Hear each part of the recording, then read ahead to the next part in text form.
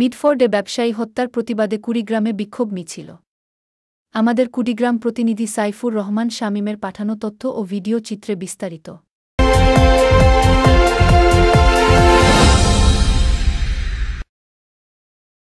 ঢাকার মিডফোর্ড হাসপাতাল এলাকায় ভাঙারি ব্যবসায়ী সোহাগকে পাথর ছুঁড়ে নৃশংসভাবে হত্যা ও লাশের উপর উন্মাদ নৃত্যের প্রতিবাদে কুড়িগ্রামে বিক্ষোভ মিছিল করেছে বাংলাদেশ গণতান্ত্রিক ছাত্র সংসদ ও জাতীয় যুব শক্তি কুড়িগ্রাম জেলা শাখা। মিছিলটি কলেজ মোড়স্থ বিজয় স্তম্ভ থেকে বের হয়ে শহরের প্রধান সড়ক প্রদক্ষিণ শেষে শাপলা চত্বরে এসে সমাবেশে মিলিত হয়।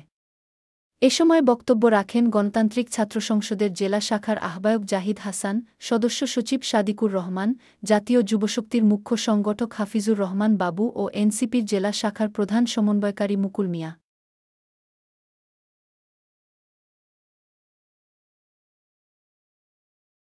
এই বাংলায় হবে না।